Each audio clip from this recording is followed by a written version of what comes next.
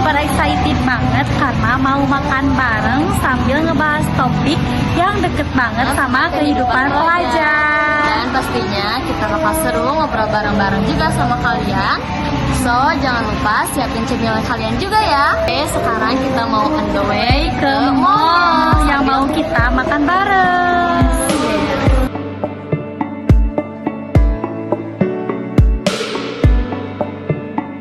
Nah guys, kita udah sampai. Nah, sekarang kita mau ganti baju dulu. Karena ini udah basah ya, tadi kehujanan dikit. Kita mau ganti baju dulu. Kita udah bawa baju ganti dari rumah ya teman-teman.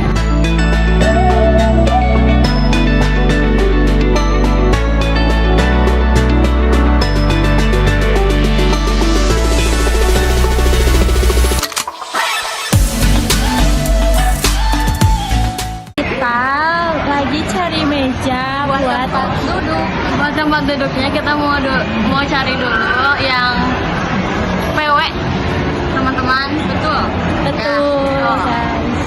Udah dapat tempat duduk guys. Kita bingung ya kita mau makan apa, jadi kita mau lihat-lihat dulu ke food court yang ada di situ tuh teman-teman.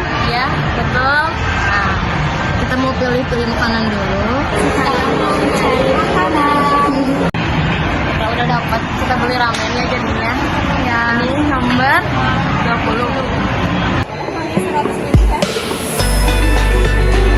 Kita beli ramen guys. Harganya 37.000 sama dengan jajan.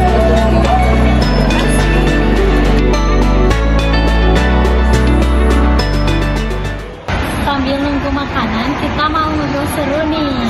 Ya, betul banget teman-teman. Obrolan kita sih sekarang santai ya, tapi penting banget nih tentang regulasi diri dan kesehatan mental kita, terutama krisis identitas yang sering dialami oleh kepala pelajar, termasuk kita juga ya mungkin. Iya, benar termasuk banyak banget dari kita yang ngalamin masa-masa bingung, aku ini siapa sih, atau tujuan hidupku apa ya. Nah, itu sebenarnya bagian dari krisis identitas yang wajar terjadi di usia remaja atau siswa sekolah. Dan tantangannya makin besar. Pas kita merasa sendirian atau stres sama tugas, ekspektasi, bahkan pertemanan.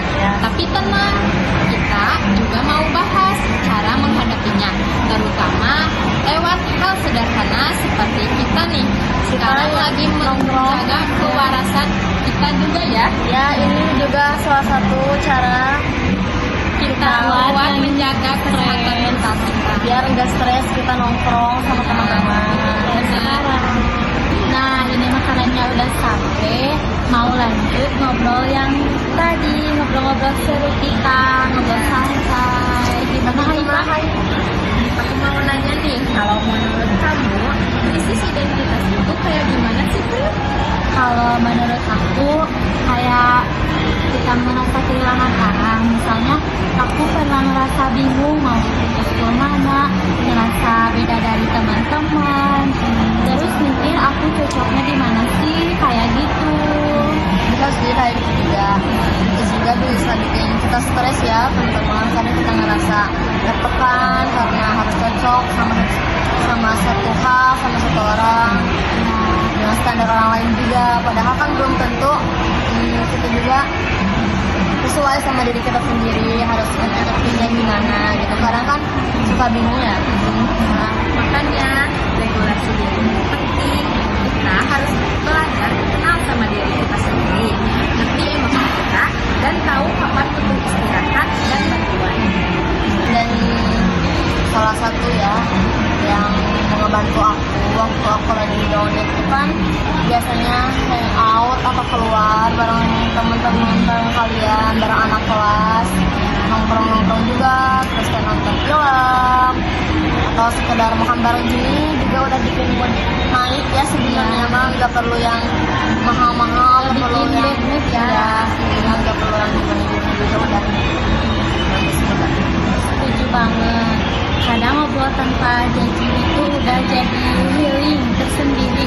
Kita jadi merasa diterima dan gak ngerasa sendirian gitu teman-teman. Dan kegiatan positif bareng yang juga bisa bantu kita